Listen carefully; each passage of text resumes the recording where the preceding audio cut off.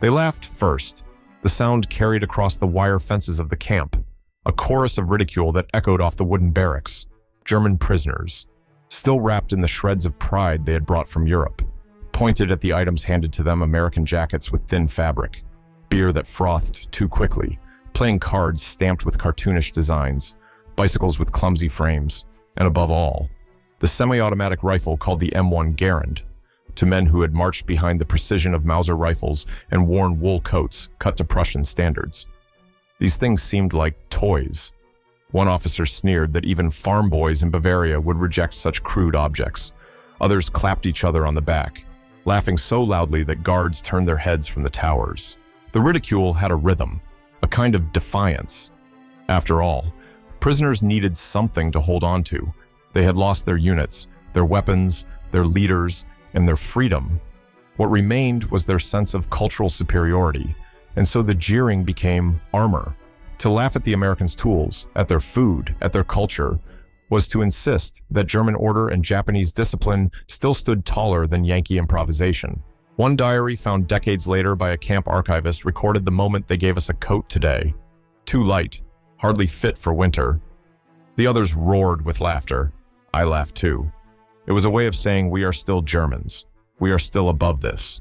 But the guards, standing silent with Garands slung over their shoulders, did not answer. Their faces betrayed nothing. The rifles hung there, longer, heavier, with an odd metallic clink as a clip slid into place. A few POWs noticed the difference, but the laughter drowned it out. The Americans did not shout, did not defend their objects. They only watched, calm and unreadable. There was another moment, smaller, almost trivial. A corporal in his 20s saw the American playing cards and scoffed. Children's toys, he muttered, tossing them aside. Hours later, he noticed two guards playing under the dim glow of a lantern. Their faces relaxed. The tension of war eased by the shuffle of paper and the slam of a winning hand. Something in that image unsettled him. He never admitted it, but he stopped mocking the cards afterward. Yet, on this day, the dominant note was still derision. POWs carried their laughter like a banner.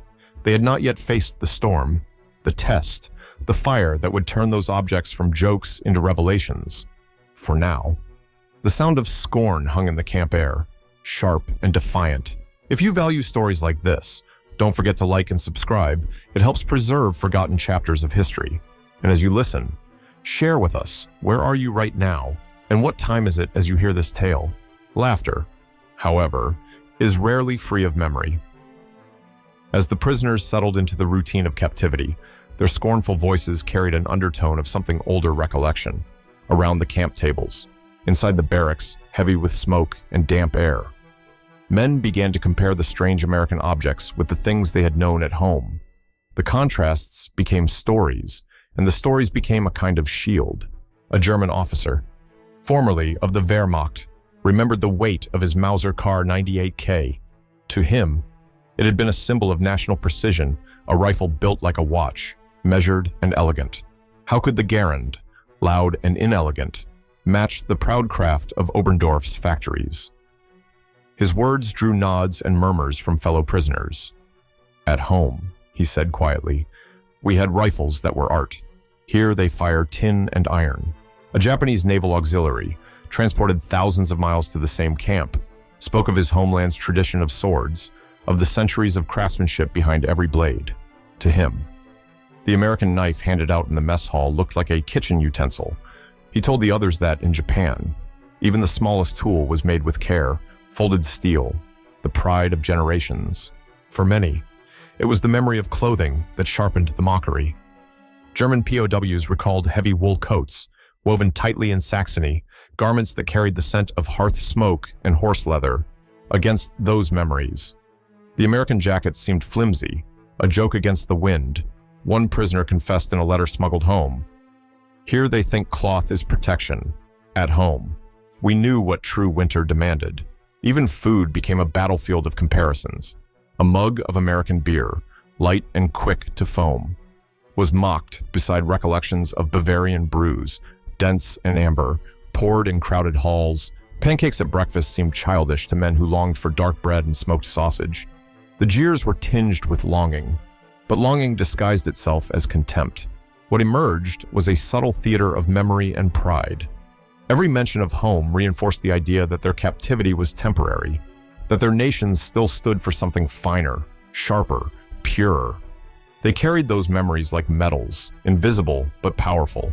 And in the barracks, the conversations became performances, each man seeking to remind the others that although defeated, they remained heirs of civilizations older and more dignified than the America that now guarded them. Yet in the quiet, when the lamps were blown out and silence took the camp, doubt stirred. The sound of an American train in the distance reminded them of scale, of industry moving at night, unseen. The glimmer of lanterns over the rifle racks hinted at a power that memory alone could not dismiss. Still, for now, their pride rested safe inside recollections of Europe and Asia, untouchable, unquestioned. Mockery was safe only until reality forced a test. That moment often arrived suddenly, in ways no one could have planned. A storm could roll across the camp without warning, hammering the wooden barracks and tearing at the flimsy roofs. On one such night in 1944, in a camp near Texas, the laughter over American jackets vanished. Prisoners huddled in their wool uniforms, already frayed from months of wear. As rain drove through the cracks and wind chilled the air, the guards handed out those ridiculous U.S. coats, lightweight, olive drab, stitched for function rather than elegance. Some POWs refused at first, sneering, but the cold pressed harder than pride. Soon, the sight of German soldiers pulling American jackets tighter around themselves became common, their smirks gone, replaced by silence. Another trial came not with weather, but with hunger. On a dusty afternoon, prisoners were marched to a work detail. Their lunch rations were simple American cornbread, beans, and coffee, pig food, one officer muttered. But hours under the sun changed the taste. A man who had laughed spat out the first bite, only to reach for a second, then a third. By evening, even the skeptics ate in silence. Later, in his diary, one young Luftwaffe mechanic admitted, "We mocked their bread. Yet today I swallowed it like gold. My stomach thanked what my mouth had cursed." On another day, the test was the rifle. Guards called for a demonstration, lining up POWs at a safe distance to witness the Garand fired on the range. The Americans did not boast or explain. They simply pulled the trigger. The sound was shocking, not a single shot. Pause, reload, but a relentless stream. Each bullet snapping into the air before the last echo faded. Dust leapt from the ground. Targets shattered. Some POWs shifted uneasily. They had insisted their bolt actions were superior, but here the proof of American firepower thundered before their eyes. Undeniable. Even the leisure became trial. A group of prisoners once mocked the colorful American playing cards, so different from their stiff, ornate decks. Yet boredom gnawed at the evenings, and soon they picked them up. Within days, the same men were caught up in endless games, arguments over rules, slamming down cards with the same energy they once reserved for derision. The very objects they had jeered at had become part of their survival. Each incident carried the same rhythm, mockery colliding with reality, pride yielding under necessity. These moments did not break the prisoners yet, but they planted seeds. The storm, the hunger, the rifle, the game, each was a reminder that laughter could not always shield them from truth. The camp, silent under its guard towers, had become a stage where scorn would meet its test again and again. The shock, when it came, was never loud at first. It began in the expressions on men's faces. The pause after laughter died, the silence that lingered longer than expected. One rifle test on the dusty range in Louisiana had already unsettled many, but it was in combat memories retold inside the wire that the true shock took root. A captured sergeant from the Africa Corps whispered to fellow POWs about the Garand he had faced at Kasserine. It did not stop, he said, voice thin. Our rifles shouted once, theirs shouted 10 times. We reloaded. They did not. That memory spread like a shadow through the camp, and suddenly the jeers about American tin rifles carried less force. It was the same with the food. One autumn storm left prisoners shivering, their European coats soaked through. The lightweight U.S. jackets, mocked as paper thin, kept their wearers drier than expected. One POW, once proud of his Saxon wool, wrote secretly in a corner, "I laughed at their jacket." But tonight, it held the rain better than mine. I hate this truth. The admission remained hidden for decades until archivists uncovered it in a bundle of letters never posted. Beer was another revelation, when American guards shared bottles during a rare celebration. Prisoners first raised them with mock salutes, smirking at the watery taste. Yet, an hour later, under lantern light, men who had fought each other in North Africa sat around the same wooden table, their words softened by laughter. The beer, so easy to dismiss, became a bridge. One diary recalled, "We laughed at their drink, then we laughed with them." Strange how quick it happened. But the greatest shock came with the Garand itself. When prisoners were allowed, under close guard, to handle one, the weight surprised them. It was not flimsy. It was solid, balanced, heavy with purpose. A mechanic examined its clip, the smooth motion of loading 8 rounds at once. He whispered, almost to himself, "So this is why the fire never stopped." Others listened. No one laughed. The reversal had unfolded. What began as contempt was now confrontation with reality. Each item, jacket, bread, beer, cards, rifle had crossed the invisible line from ridicule to revelation. Pride had no defense when function outweighed memory, when survival outweighed sneer. The prisoners were left not with jokes, but with questions they could not easily silence. Something shifted after those shocks. What once divided began to connect. Ordinary objects, jackets, beer, cards, bicycles, and rifles turned into bridges across the barbed wire. It was not planned, nor spoken of openly. But the transformation was real. One evening, after a work detail, guards surprised the camp by handing out bottles of American beer. At first, the prisoners smirked, raising their drinks in exaggerated toasts, mocking what they still called water. Yet after a few sips, the tension eased. Guards and captives laughed together at broken English, mispronounced German, and gestures that filled the gaps. For a few hours, war seemed far away. An SS corporal, once ferocious in his scorn, later wrote in his journal, "We laughed with them." The bottles were empty before the hatred returned. Playing cards became another bridge. The deck that had once been ridiculed now passed between hands in the barracks. Germans played late into the night, shouting, slamming cards, forgetting the fences outside. One guard joined once, and though it was strictly against the rules, the shared laughter drowned out caution. The same cards that had been mocked as childish now carried the weight of something human. Boredom lifted. Silence broken. Enemies turned players. Even the bicycles, clumsy and loud in design, became symbols of fleeting freedom. On some camps, prisoners were allowed to ride them for errands within the wire.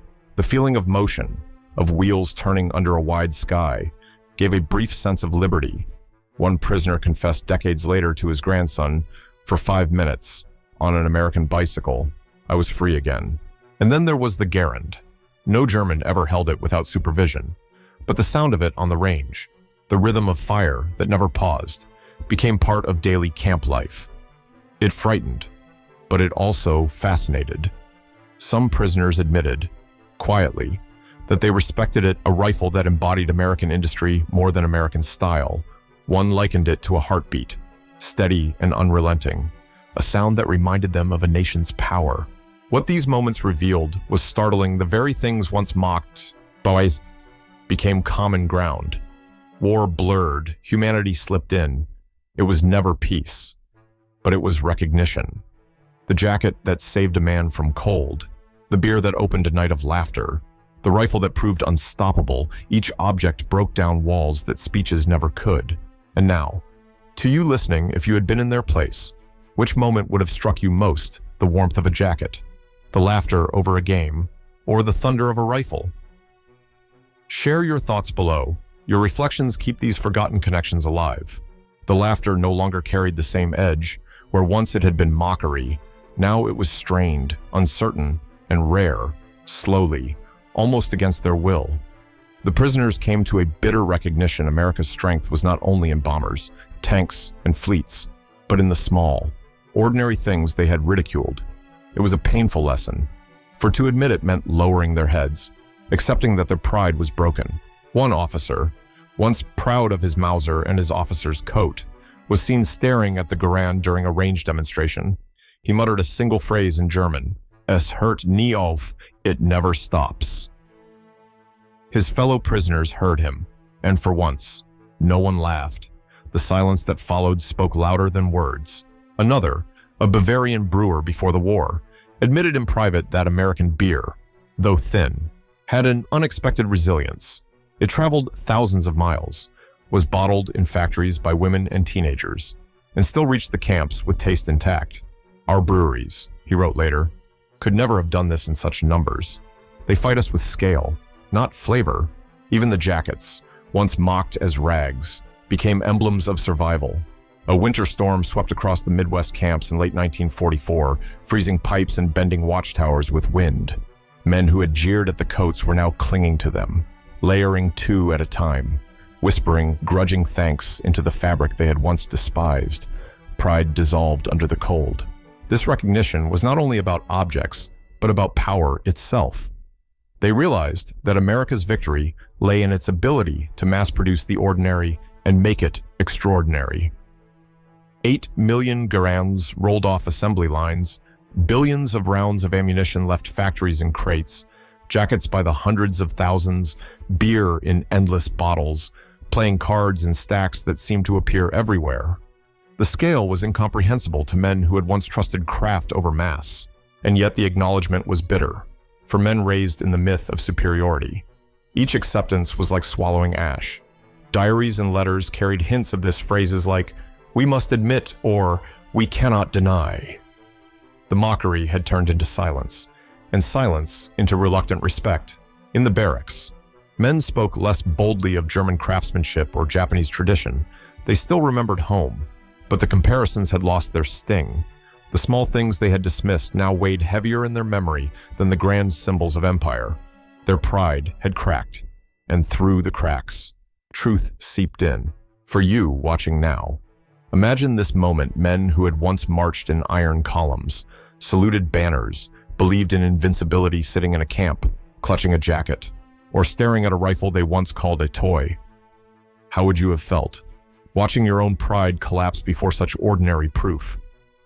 Share your thoughts below. It's a question history leaves for us all. Time moved on, but the memories lingered. For many prisoners, what haunted them years later was not the roar of artillery or the screams of battlefields, but the small, ordinary objects they once mocked inside the wire. These things became symbols, etched deeper than uniforms or flags. One man, released from a camp in Oklahoma and sent back to a ruined Germany, recalled not the speeches of officers, but the steady rhythm of the Garand. It was like a drum that would not stop. He told his son decades later, "Every time I close my eyes, I hear it still." That sound was the future beating us. Another, who had scoffed at American jackets, told his granddaughter that the coat had saved his life during a freezing winter night. He admitted with shame that he had once torn at the seams in mockery, but it was that cloth, he confessed softly, that kept me breathing when the wind came through the barracks. For her, the memory was startling. Her grandfather's survival was tied not to heroics, but to a jacket he had laughed at. There were stories of beer bottles emptied under the moonlight. Their hollow clink remembered more vividly than the thunder of artillery. There were recollections of bicycles that carried men around the campyard, their wheels whispering of freedom even within fences. There were confessions of long nights spent playing American cards, the shuffle and slap of paper drowning out despair. These details, almost trivial, stayed alive in their minds when the grand narratives of war faded. Some even spoke of shame. In interviews recorded decades later, former POWs admitted that the smallest things had broken them more than the largest defeats. It was not the fall of Berlin or the sinking of fleets that humbled them most deeply. It was realizing that the everyday objects of their enemy jackets, bread, rifles, beer, had carried a strength their empires could not match. The memory became symbolic. The Garand became not just a weapon, but an echo of unstoppable industry. The jacket, not just a coat, but the warmth of a nation's abundance. The beer, not just a drink, but a bridge across an enemy's. The cards, not just paper, but nights of laughter stronger than walls. And the bicycles, fleeting turns of wheels under the sky, became freedom itself. Long after the war, when old men told their stories to grandchildren, They no longer spoke with pride about medals or banners. Instead, they whispered of the things they once ridiculed, the things that turned their scorn into silence. The memories stayed not as weapons of humiliation, but as symbols of change. And so, the final image lingers: a jacket trembling in the wind on a camp line, a deck of cards scattered beneath a lantern, the sound of the Garand firing into the dusk, a beer bottle rolling empty across the ground, a bicycle wheel still spinning after its rider has stopped. Symbols of ordinary life, yet unforgettable emblems of transformation. History often leaves us with the roar of armies and the thunder of battles, but beneath the noise, it is the smaller details that endure. In the lives of those German and Japanese prisoners, what remained were not the sweeping strategies or the names of generals, but the jackets that shielded them, the beer that softened their silence, the cards that kept their hands busy, the bicycles that gave them fleeting freedom, and the rifle whose fire never ceased. These things, ordinary and overlooked in peacetime, became extraordinary in captivity. They were reminders that strength is not only measured by might, but also by the resilience of the everyday. The prisoners began with pride, with laughter sharp enough to cut through shame, yet laughter gave way to necessity, and necessity turned to reluctant respect. In that transformation lies a truth about humanity, that we are shaped as much by the humble objects of survival as by the grand narratives of victory. The Garand did not only shatter their sense of superiority, it revealed a deeper reality, that industry, abundance, and the practical genius of ordinary life could be as decisive as bombs and tanks. Years later, those men carried memories of ridicule turned into reverence. In family kitchens, in quiet interviews, in letters left unfinished, they spoke of what they once mocked. Their children and grandchildren did not always understand, but they sensed the weight of those recollections, the taste of cornbread that stilled hunger, the warmth of a coat against the storm, the sound of a rifle that seemed eternal. Perhaps that is what history teaches us most profoundly, that the smallest things can carry the greatest power, and that even enemies, under the right light, can be bound together by the ordinary.